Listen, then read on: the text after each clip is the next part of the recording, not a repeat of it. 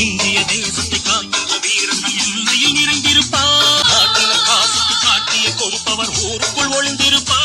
அண்ணாமலை வருத்தம். செய்தியாளர்களிடம் நடந்து கொண்ட விதம் அண்ணாமலை வருத்தம். சமீபத்தில் நடைபெற்ற ஓர் மாணவர்கள் உடனான நிகழ்ச்சியில் மாணவர்களின் அரசியல் சார்ந்த கேள்விகளுக்கு அண்ணாமலை கூறிய பதில்களின் போது பலதரப்பட்ட விளக்கங்களை அவர் கூறியுள்ளார். அதாவது விகடன் டிவி நடத்திய இந்த நிகழ்ச்சியில் அண்ணாமலை கலந்து கொண்டு உரையாற்றினார். அந்த நிகழ்ச்சியில் இதற்கு முன் பாஜகவில் இருந்தபோது செய்தியாளர்களின் சந்திப்பின் போது அவர் செய்தியாளர்களை அணுகிய விதத்திற்காக தனது மனம் திறந்த வருத்தத்தை அப்போது நடந்த சில நிகழ்வுகளின் மூலம் விளக்கி பேசியுள்ளார். மேலும் அந்த நிகழ்ச்சியில் மாணவர்களின் பலவிதமான அரசியல் கேள்விகளுக்கு அண்ணாமலை பதிலளித்துள்ளார். அவை ஒவ்வொன்றும் மிகவும் சுவாரஸ்யமாக இருந்தது. மாணவர்களின் கேள்விகள் மற்றும் அண்ணாமலை அவர்களின் பதில்கள் சிலவற்றை நாம் இப்போது கேட்க உள்ளோம். அதற்கு முன் நீங்கள் நமது சேனலுக்கு புதியவர் என்றால் இப்போதே சப்ஸ்கிரைப் செய்து கொள்ளும்படி அன்புடன்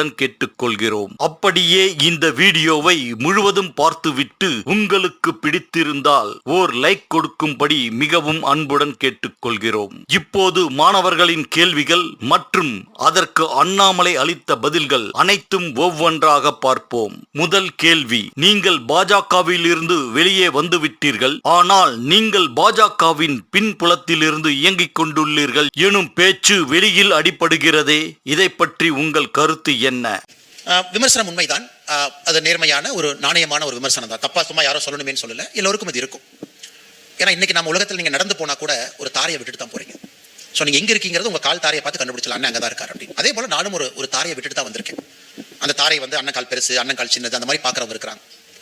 ஆனா ஒரு பக்கம் தாரை இருந்தாலும் கூட நம்ம எங்க போய் நிக்க போறோம் அப்படிங்கிறது ரெண்டுமே இருக்கு. ஒரு பக்கம் நீங்க கால் தாரையை பாக்குறீங்க, நான் எங்க போய் நிக்க போறோம் அதையும் பாருங்கன்னு சொல்றோம். அதனால விமர்சனங்கள் உண்மைதான். அதனால தான் ஃபர்ஸ்டே நான் முதல் கேள்விக்கு பதில் சொன்னேன். ஒரு ஆண்டு காலம் நீங்க பார்க்கணும். இன்னைக்கு நான் ஒரு பம்பாஸ்டிக்கா மைக் எடுத்து அதுன்னு சொல்றதை விட ஒரு ஆண்டு காலம் நீங்க பார்க்கணும். நேர்மையான விமர்சனம் நீங்க வைக்கணும். நம்ம எடுக்கக்கூடிய கொள்கை முடிவுகள், பாலிசி டெசிஷன்ஸ், நம்முடைய பார்வை, கிராஸ் ரூட் லீடர்ஸ் எத்தனை பேர் நம்ம மேல கொண்டு வரோம். இல்ல திரும்ப அதே அரைச்சமாவே அரைச்சு அதே ஓல்டு வைன் நியூ பாட்டில், அண்ணா உங்களுக்கு ரைட் ஹேண்ட் தூக்கி நம்பர் 2 போட்டீங்க, உங்களுக்கு லெஃப்ட் ஹேண்ட் தூக்கி நம்பர் 3 போட்டுட்டீங்க, அதே அரைச்சமாவை கொண்டு வந்து புதுசுன்னு சொல்றீங்க அப்படின்னு இருக்கு. அப்படிங்கிறத நீங்க விமர்சனம் செய்ய வேண்டும் என்று நான் விரும்புகின்றேன். அதை பார்ப்பதற்காக நான் காத்திருப்பேன். இது ரெண்டாவதுங்க. எப்பொழுதுமே ஒரு நிறுவனத்தை விட்டு வெளியே வரும் பொழுது அறம் சார்ந்த முறையில் வெளியே வரலாம் என்று நான் முழுமையாக நம்புகின்றேன். சண்டை போடணும்னு அவசியம். உதாரணத்திற்கு என் குழந்தைங்களை ஒரு ஆண்டும் ஒரு இடத்துக்கு இந்தியாவில் நான் கூட்டிட்டு போவாங்க. இந்த ஆண்டு மேகாலயா குழந்தைங்களை சம்மர் ஹாலிடே மேகாலயா போய் ஒரு 4 நாள் குழந்தைங்களை எல்லாம் சுற்றி காட்டுவாங்க. ஏன்னா இந்தியாவில் ஒரு பகுதி அவங்க பார்க்கணும். மேகாலயாவில் இருக்கும்பொழுது தான் தேசிய தலைவர் திரு நிதின் நபீன் அவர்கள் தொலைபேசியில் தொடர்பு கொள்றாங்க.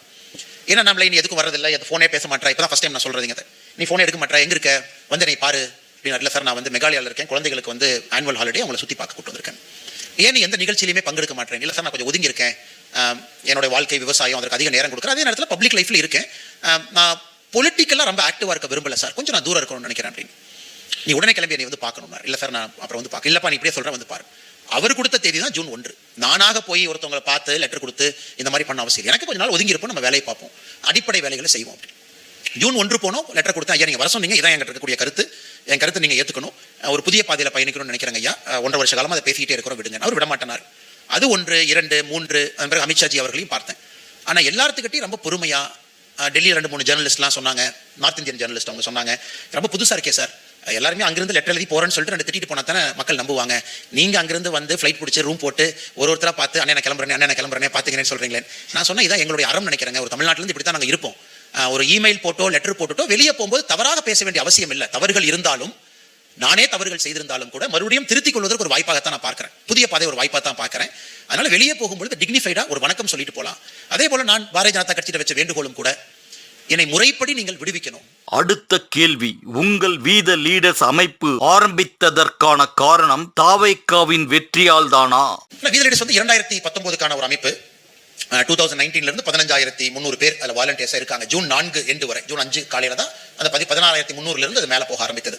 ஆனா விஜய் அவர்களுடைய வெற்றி, தாவேக்காவுடைய வெற்றி அரசியல நிறைய நல்ல விஷயத்தையும் செஞ்சிருக்கு. நம்ம வந்து நிறைய விஷயங்களை நம்ம உண்மையாலுமே பாராட்டணும். இந்த 2026 தேர்தலை பொறுத்தவரை பணம் ஓட்டு அப்படிங்கிறத உடைச்சிருக்கு.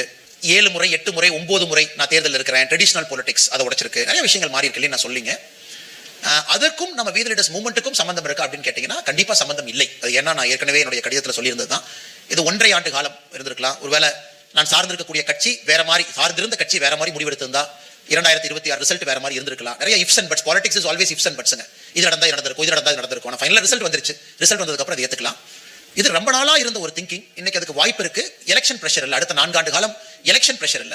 ஸோ 4 ஆண்டு காலம் ஒரு ஆர்கனைசேஷனை பியூட்டிஃபுல்லா பில்ட் பண்றதுக்கு ஒரு வாய்ப்பு நான் பாக்குறேன். தான் எப்படி இருந்தாலும் எலெக்ஷன் முடிஞ்ச அந்த வேலை நடந்திருக்கும். அது டிஎம்கே திரும்ப ஆட்சிக்கு வந்திருந்தாலும் சரி, எங்க கூட்டணி ஆட்சிக்கு வந்திருந்தாலும் சரி, நான் சார்ந்திருந்த கட்சியினுடைய கூட்டணி அல்லது தாவேகா வந்திருந்தாலும் கூட காலத்தினுடைய கட்டாயமாகத்தான் நாங்கள் செய்யக்கூடிய விஷயத்தை பார்க்க. அடுத்த கேள்வி, அரசியலுக்கு அப்பாற்பட்டு உங்களை எப்படிப்பட்ட தலைவராக மக்கள் பார்க்க வேண்டும் என்று நீங்கள் எண்ணுகிறீர்கள்? இந்த 3-4 ஆண்டுகள்ல நம்ம அறம் சார்ந்த விஷயத்தை பேசியிருந்தாலும் கூட, நாம நன்மையா இருக்கோம் நம்ம சொல்லியிருந்தாலும் கூட, எங்கேயோ ஒரு இடத்துல ஒரு இஸ்லாமியர், ஒரு கிறிஸ்துவர், அவங்க என்னை பார்த்த பார்வை மாறி இருக்கு அப்படின்னு நான் புரிஞ்சுக்கிட்டேன். பல இடத்துல என்ன வணக்கண்ணே அப்படின்னு முதல்ல சொல்லுவாங்க. இதே நான் எஸ்பி சிக்மங்களூரா இருக்கும் பொழுது மாஸ்க்குள்ள போய் பேசுவேன், எஸ்பியா போய் பேசுவேன். அப்ப 2013-14 ISIS ரெக்ரூட்மெண்ட் அதிகமா இருக்கும் பொழுது நிறைய இஸ்லாமிக் ஸ்காலர்ஸோட நிறைய டிபேட் பண்ணுவோம். குரானை பத்தி, ஹதீத்தை பத்தி நிறைய பேசுவோம், ஜக்கத் பத்தி பேசுவோம், நிறைய பேசுவோம். அப்பெல்லாம் I was acceptable to everybody. மேங்களூர்ல, உடுப்பில எல்லாம் இன்னைக்கு நீ போனா அங்க இருக்கக்கூடிய இஸ்லாமியர்கள் அதே பாந்தவத்தோடு விமான நிலையத்துக்கு வருவாங்க, ரயில் நிலையத்துக்கு வருவாங்க, கை போட்டு பேசுவாங்க, வெட்டிங் கூப்பிடுவாங்க, நானும் போயிட்டு வருவேன். ஆனா அந்த 2-3 ஆண்டு தமிழகத்துல எங்கேயோ ஒரு இடத்துல ஒரு சின்ன கேப் ஒன்று உருவாச்சு. என்னால அவங்க கண்ணை பார்க்கும்போது தெரியும். கண்ணு ice will never tell lies. கண் எப்பொழுதுமே உண்மையை பேசும். அதை தாண்டணும்னு நான் நினைக்கிறேன். என்னுடைய நடத்தைகள், நான் செய்யக்கூடியது, நான் தெருவில் வச்சுட்டு வரேன், நான் ஒரு ஹிந்துவா இருக்கேன், அது என் ஃபேத், நான் அதை ரொம்ப பெருமையா நினைக்கிறேன். அது வீட்டோட முடிஞ்சிருச்சு. வீட்டுக்கு வெளியே ஒரு பொது வாழ்க்கை என்று வரும்பொழுது எல்லோருக்குமான ஒரு மனிதராக இருக்கணும். முதல் விஷயம், அதை நோக்கி நான் நிறைய ஒர்க் பண்ணணும். இரண்டாவது, ஒரு good human being, fundamentally good human being, நல்ல மனிதர். அவரால் செய்ய முடியலனா கூட பேசுவார், பண்பா இருப்பார். இரண்டாவது. மூன்றாவது, எனக்கு பிறகு என் பேரை யாரும் சொல்லாத அளவுக்கு இந்த மூமெண்ட் இருக்கணும் அப்படின்னு நான் நினைக்கிறேன். பட் சீஃப் சர்வெண்ட்ங்கிற பேர் வச்சிருக்கோம். Nobody should tell my name. நாளைக்கு பொள்ளாச்சி மாநாட்டில் கூட தெளிவாக சொன்ன, என் போட்டோ எங்கேயுமே தயவு செஞ்சு போட்டுறாதீங்க, எங்கேயுமே தவறு பண்ணிடாதீங்க. இது ஒரு பீப்புள் மூமெண்ட்டா நாளைக்கு நம்ம காட்டணும், அது மக்கள் பார்க்கணும். அப்ப இன்னும் ஒரு 30 நாள் ஆச்சு, யாரு கூட போஸ்ட் போடாம வச்சிருக்கிறோமே, இல்ல புது தலைவர்கள் வரட்டுங்க, நாமளே திரும்ப ஓல்டு வைன் நியூ பாட்டில் நாமளே ரூம்ல உட்கார்ந்தா எப்படி புதியவர்கள் வருவாங்க? அது ஒரு சேலஞ்ச். அண்ணா நீங்க பொறுப்பு போடாம இருக்கீங்க, நான் கிளம்ப போறேன், டெய்லி 2 பேர் ஃபோன் பண்ணுவாங்க. இல்ல அண்ணா நீங்க 6 மாசத்துல கட்சி ஆரம்பிச்சா உங்ககிட்ட, நீங்க கட்சி ஆரம்பிச்சா அண்ணன் விஜய்கிட்ட போறேன், போய்க்குங்க. அந்த பொறுமை வேணும், அந்த பேஷன்ஸ் வேணும். அதனால இதெல்லாம் தாண்டி இந்த மூவ்மெண்ட் ஒரு இயக்கமாக வரும்பொழுது, நீங்க மேபி இன்னொரு 5 வருஷம் கழிச்சு உண்மையாலுமே அவர் சொன்ன பேச்சுக்கும் அவர் செஞ்ச செயலுக்கும் அவங்களுடைய நடத்தைக்கும் ஒரு நேர்கோடு இருக்கு நீங்க சொல்லணும். அதுக்கு நாங்க ஸ்ட்ரைவ் பண்ணுவோம், முயற்சி எடுப்போம், அதை நோக்கி பயணிக்கிறோம். அடுத்த கேள்வி, தற்போதுள்ள சோசியல் மீடியா காலகட்டத்தில் வருகின்ற செய்திகளை விட அதன் சம்பந்தமான மீம்ஸ்கள் தான் அதிக ட்ரெண்டாக உள்ளது. அதன்படி நீங்கள் உங்களை பற்றிய மீம்ஸ்களை பார்த்து நீங்களே என்ஜாய் செய்து சிரித்து கொண்டது ஏதாவது உண்டா? அப்ப நிறைய மீம்ஸ் யாரோ பிரஸ் மீட் மாதிரி பண்ணி மிமிக்ரி பண்ணாங்க. Like it. நீங்க உங்களை பார்த்து சிரிக்கவில்லை என்றால் வாழ்க்கை வாழ்வதில் அர்த்தம் இல்லை அப்படிங்கறத நான் முழுமையா நம்புறேன். You have a good laugh at yourself. ஏன்னா சில நேரம் அது இன்னொரு பெர்ஸ்பெக்டிவ் கொடுக்கும். கிண்டல் பண்ணி மீம்ஸ் போடலாம், எல்லாம் போடுவாங்க. நாம் எதுக்கு சீரியஸா எடுத்துக்கணும்? இந்த சென்ஸ் லைஃபே எதுக்கு சீரியஸா எடுத்துக்கணும்? நம்ம வாழ்க்கை வாழ்றோம், ஜஸ்ட் ஹேவ் ஃபன். நம்மளை வச்சு ஒரு 4 பேர் கொண்டாடுறாங்க, சிரிக்கிறாங்க. அதனால மீம்ஸ் எப்பொழுதும் ஆரோக்கியமா தான் நான் எடுத்துக்கிறேன், மற்றவங்க அப்படி தான் எடுத்துக்குவாங்க. இன்னைக்கு மீம்ஸ் கல்ச்சர்ல தான் நம்ம இருக்கோம், அல்லது நீங்க தப்பிக்க முடியாது. அடுத்த கேள்வி, வரப்போகும் சட்டமன்ற இடைத்தேர்தலில் உங்களின் சார்பாக யாரையாவது வேட்பாளராக நிறுத்தப் போகிறீர்களா அல்லது வேறு கட்சி வேட்பாளரை ஆதரிப்பீர்களா? இன்னைக்கு நிலைப்பாடு, நம்ம சட்டமன்ற இடைத்தேர்தலில் இன்னைக்கு வீத லீடர்ஸை பொறுத்த வரைக்கும் ஒரு அரசியல் கட்சி இல்லை, இட்ஸ் பொலிட்டிக்கல் மூவ்மெண்ட், ஒரு அரசியல் இயக்கம் தயார் பண்ணுவதற்காக நம்ம நேரம் எடுத்து கீழே களத்தில் இருக்கோம். அரசியல் விஷயத்தை பத்தி பேசுறோம், கிரிட்டிசைஸ் பண்றோம், கமெண்ட் பண்றோம், எல்லாமே செய்யறோம். ஆனா இன்னைக்கு நாம இதுதான் நம்முடைய வேட்பாளர் அப்படின்னு நம்ம யாரையுமே நிறுத்த போறதில்லை. காரணம், அதற்கு நேரமும் காலமும் இருக்கு. 50 லட்சம் நமக்கு வாலண்டியர்ஸ் வரணும் அப்படின்னு நம்ம சொல்லியிருக்கோம். அடுத்த 6 மாத காலம் சில விஷயங்களை கிரவுண்ட் லெவலில் நம்ம செஞ்சிருக்கணும். உதாரணத்துக்கு இந்த மாதம் முழுவதுமே ட்ரக்ஸ், அடுத்த மாதம் முழுவதுமே சுற்றுச்சூழல், செப்டம்பர் முழுவதுமே பெண்கள் பாதுகாப்பு, அக்டோபர் முழுவதுமே மாணவர்களுடைய பயிற்சி திறன். இந்த மாதிரி நம்ம 6 விஷயங்கள் வச்சிருக்கோம். இந்த 6 சைக்கிளையும் முதல்ல முடிக்கணும். அதுல இருந்து நிறைய லீடர்ஸ் நம்ம கிரியேட் பண்ணணும், அவங்களுக்கு ஆப்பர்ச்சுனிட்டி கொடுக்கணும். ஸோ ஆங்கிலத்தில் இன்னொன்று சொல்லுவாங்க, never put the cart before the horse அப்படிவாங்க. குதிரைக்கு பின்னாடி தான் வண்டி இருக்கணும். அந்த வண்டி, குதிரைக்கு முன்னாடி வண்டியை தூக்கி போட்டா குதிரை கீழே விழுந்துரும். அதனால இன்னைக்கு நாம இதை செய்யாம அரசியலுக்குள்ள வரக்கூடாது அப்படிங்கிற நிலைப்பாட்டில் தெளிவாக இருக்கிறோம். அடுத்த கேள்வி, தாவேகா அரசு தமிழகத்தில் குதிரை பேர அரசியல் நடத்தி வருகிறது என்று 2 கட்சிகள் கூறி வருகிறார்கள். இதை பற்றி உங்கள் கருத்து என்ன? நான் ஒரு அரசியல் விமர்சகராக, ஒரு அண்ணாமலையாக சொல்லாம இதயத்திலிருந்து அப்படியே நான் பேசுறேன். 1861 1861 அப்ரஹாம் லிங்கன் வந்து அமெரிக்காவுடைய ஜனாதிபதி. லாங் ஸ்டோரி சொல்றேன், பட் கண்டிப்பா ஜெர்னலிஸ்ட் உங்களுக்கு ஹெல்ப்ஃபுல்லா இருக்கும். அப்ப சிவில் ரைட்ஸ் ஆக்ட் கொண்டு வராங்க, ஸ்லேவரி அபாலிஷ் பண்ண வேண்டிய ஒரு சட்டம். அப்ப லிங்கன்ட்ட வந்து நம்பர்ஸ் இல்ல, அப்ரஹாம் லிங்கன்ட்ட நம்பர்ஸ் இல்ல, விலை கொடுத்து வாங்குறாரு எல்லாத்தையும். லிங்கன் என்ன பண்றாருன்னா விலை கொடுத்து வாங்குறாரு. ஓகே, உனக்கு என்ன வேணும் பணமா வச்சுக்கங்க, உங்களுக்கு என்ன வேணும் வச்சுக்கங்க, உங்களுக்கு என்ன வேணும் வச்சுக்கங்க.